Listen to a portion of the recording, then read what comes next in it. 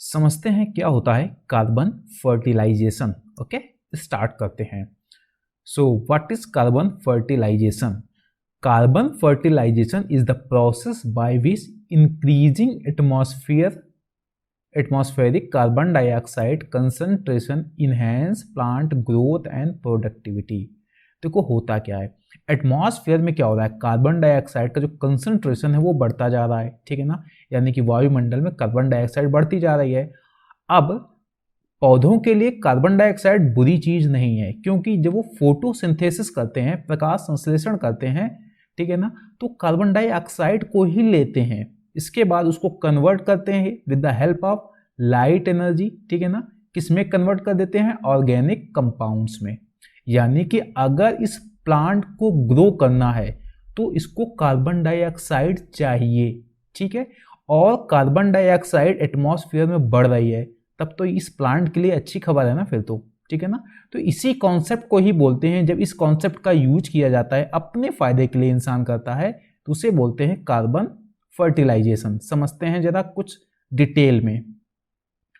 Carbon fertilization works by increasing the availability of carbon dioxide to plants, ठीक है ना, which can enhance their growth and productivity. जब एक पौधे को मान लो कार्बन डाइऑक्साइड की सप्लाई कम होगी तो ठीक से फोटोसिंथेसिस बोले तो प्रकाश संश्लेषण नहीं कर पाएगा, ठीक है ना, तो ग्रो नहीं कर पाएगा, उसकी प्रोडक्टिविटी कम हो जाएगी।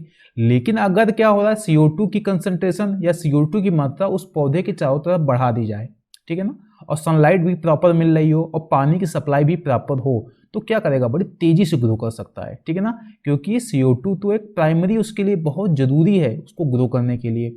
सो when plants photosynthesize they use CO2 from the air, then sunlight and water to create energy in the form of carbohydrate. वही बताया गया है कि क्या करते हैं फोटोसिंथेसिस में, कार्बन डाइऑक्साइड लेते हैं, सनलाइट सूरज का प्रकाश लेते हैं और पानी लेते हैं, ठीक है ना, और फिर वो एनर्जी को क्रिएट करते हैं किस फॉर्म में, कार्बोहाइड्रेट के फॉर्म में, ठीक है ना। और इसके बाद जब ये क्रिएट हो जाती है तो उससे क्या होता है, प्लांट बड़ी तेजी से ग्रो करता है, ठीक है। अब हो क्या रहा है, इस वक्त क्या हो रहा है, एटमॉस्फेरिक CO2 कंसंट्रेशन इंक्रीज, ठीक है ना। यानी एटमॉस्फेयर में इंसानों की वजह से जो फॉसिल फ्यूल यानी कि जीवाश्म ईंधन इतने ज्यादा जलाए, जंगल काटे, उसकी वजह से हो रहा है कि एटमॉस्फेयर में कार्बन डाइऑक्साइड का कंसंट्रेशन बढ़ रहा है, ठीक है ना। तो अब क्या हो सकता है कि जो पौधे होते हैं, plants can potentially take up more of it and use it. यानी कि अब हो सकता है कि जो पौधे हैं इस कार्बन डाइऑक्साइड का ज्यादा यूज करना स्टार्ट करें, क्योंकि अवेलेबिलिटी काफी ज्यादा है, ठीक है ना। इसी इफेक्ट को बोलते हैं फर्टिलाइजेशन इफेक्ट, ठीक है ना। जब ज्यादा यूज करेंगे तो बड़ी तेजी से ग्रो करेंगे, ग्रो मोर विगोरसली, ठीक है ना। और इसी इफेक्ट को बोलते हैं फर्टिलाइजेशन इफेक्ट। इसको देखा गया है, this effect has been observed in many plant species like crops, grasses and trees. इसको नेचुरली होते हुए देखा गया है कि जब कार्बन की कंसंट्रेशन यानी कार्बन डाइऑक्साइड की कंसंट्रेशन बढ़ी है तो प्लांट बड़ी तेजी से ग्रो किए हैं। अब करना क्या है, यह है तो कार्बन फर्टिलाइजेशन।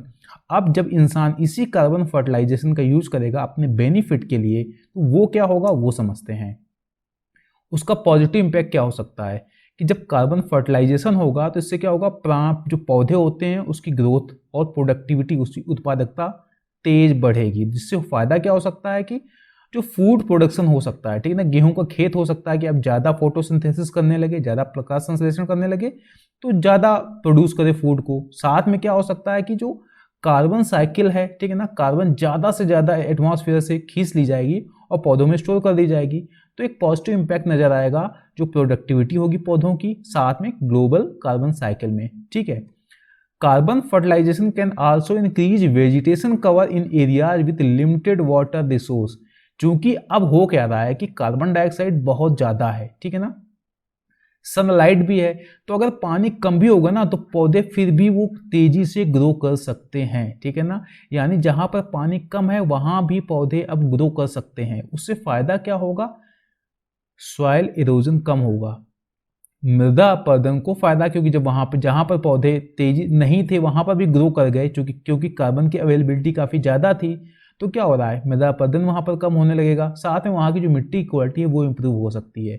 ये तो हो सकते हैं पॉजिटिव इंपैक्ट। निगेटिव क्या हो सकता है, चूंकि वेजिटेशन बढ़ रहा है, ठीक है ना, जगह जगह नई नए पेड़ पौधे घास उग रही हैं, तो हो सकता है कि जो फायर रिस्क है, अभी भी देखो गर्मियों में कहीं ना कहीं जंगलों में हमेशा आग लगी रहती है, तो हो सकता है कि कुछ रीजन में जहाँ पर टेम्परेचर काफ़ी ज़्यादा बढ़ जाए वहाँ पर फायर रिस्क काफ़ी ज़्यादा बढ़ सकता है। साथ में क्या हो सकता है, increase plant growth can lead to increase competition of limited resources such as water and nutrients. देखो होता क्या है, CO2 की मात्रा तो बढ़ गई, ठीक है ना, लेकिन जरूरी है कि वहाँ पानी की अवेलेबिलिटी भी उतनी बढ़ेगी, नहीं कह सकते। क्या ये भी जरूरी है कि वहाँ जो न्यूट्रिएंट्स होते हैं जो पौधों की ग्रोथ के लिए चाहिए, क्या वो भी वहाँ बढ़ेंगे, नहीं कह सकते हैं, ठीक है ना। तो हो सकता है वहाँ पे कंपटीशन बहुत ज़्यादा बढ़ जाए, ठीक है ना, किसके लिए, पानी के लिए और न्यूट्रिएंट्स के लिए। तो हो सकता है कि कुछ स्पीसीज तो सर्वाइव कर जाएं और बाकी को निगेटिवली यानी बहुत बुरा नुकसान हो सकता है वो खत्म भी हो जाएं। तो ये हो सकता है इसका निगेटिव इम्पैक्ट। अब हम समझ लेते हैं कि फ्यूचर इम्प्लीकेशन क्या हो सकते हैं कार्बन फर्टिलाइजेशन अगर किया गया तो, ठीक है ना। पहला, changes in vegetation distribution. Carbon fertilization could lead to change in the distribution and composition of vegetation in different region। देखो नेचुरली क्या है कि अलग अलग एरियाज में अलग अलग तरीके से जो वेजिटेशन है वो ग्रो किया है, कहीं जंगल है तो कहीं रेगिस्तान है तो कहीं झाड़ियाँ हैं, वो नेचुरली सारी चीज़ें हुई हैं, ठीक है ना। लेकिन अगर कार्बन फर्टिलाइजेशन इस इफेक्ट को किसी भी तरीके से इंक्रीज करने की कोशिश की गई तो उसका जो नेचुरल डिस्ट्रीब्यूशन है ना वो बिगड़ सकता है, वो पूरा पूरा कंपोजिशन बिगड़ सकता है। अब उसका क्या रिजल्ट होगा कुछ कहा नहीं जा सकता अभी, ठीक है ना। इसके अलावा क्या होता है, changes in soil carbon storage. आप पहले समझ लो ये सॉइल कार्बन स्टोरेज होता क्या है। देखो पौधा एक छोटा सा है, वो फिर एटमॉस्फेयर से कार्बन डाइऑक्साइड लेता है और बड़ा पौधा तैयार हो जाता है, ठीक है ना। अब तो अभी तक जो कार्बन डाइऑक्साइड है वो कहाँ स्टोर है, पूरा पौधे में। अब ये पौधा जब गिर जाएगा, ठीक है ना, जब मरेगा तो कुछ कार्बन डाइऑक्साइड तो एटमॉस्फेयर में पहुंच जाएगी, लेकिन कुछ क्या होगी इस मिट्टी में ही स्टोर हो जाती है, ठीक है ना। यानी पूरी की पूरी जो कार्बन जो इस पौधे में स्टोर थी वो सब एटमॉस्फेयर में वापस नहीं जाती है, इस मिट्टी में भी कुछ मात्रा स्टोर हो जाती है, उसी को बोलते हैं सॉइल कार्बन स्टोरेज। तो हो क्या रहा है, जब ज़्यादा से ज़्यादा जंगल तैयार हो रहे हैं, ज़्यादा से ज़्यादा जो कार्बन स्टोरेज हो रहा है कहाँ पर, पौधों में, तो जब वो पौधे खत्म होंगे मिट्टी में मिलेंगे, ठीक है ना, जब उनकी लाइफ खत्म होगी तो क्या होगा, कुछ तो कार्बन डाइऑक्साइड एटमॉस्फेयर में जाएगी लेकिन बाकी कहाँ स्टोर होने लगेगी, इस मिट्टी में, ठीक है ना। Carbon fertilization could also affect soil carbon storage. अब उसका क्या इम्पैक्ट पड़ेगा उसको कुछ नहीं कहा जा सकता, ठीक है ना। इससे कई इम्प्लीकेशंस हो सकते हैं ग्लोबल कार्बन साइकिल में, क्योंकि जो कार्बन साइकिल होती है वो हजारों लाखों साल से एक बैलेंस साइकिल चल रही है, ठीक है ना। अब क्या हो रहा है कार्बन फर्टिलाइजेशन की वजह से, अब क्या हो रहा है कि मान लो सॉइल में जो कार्बन का स्टोरेज है काफ़ी बढ़ता जा रहा है, तो क्या इफेक्ट होगा कुछ कहा नहीं जा सकता है। तो एक समस्या ये हो सकती है। Changes in ecosystem services. Changes in vegetation cover and productivity could have implication for ecosystem services such as carbon sequestration, water regulation and biodiversity. यानी कि जो इकोसिस्टम सर्विसेज होती हैं वो कैसी होती हैं, लाखों करोड़ों साल से जब चीज़ें एकदम बैलेंस होकर आगे बढ़ रही हैं तब हमारे सामने कुछ इकोसिस्टम सर्विसेज हमारे सामने आई हैं, जैसे पानी को साफ करना, हवा को साफ करना, ये सारी क्या है हमारी इकोसिस्टम सर्विसेज हैं, ठीक है ना।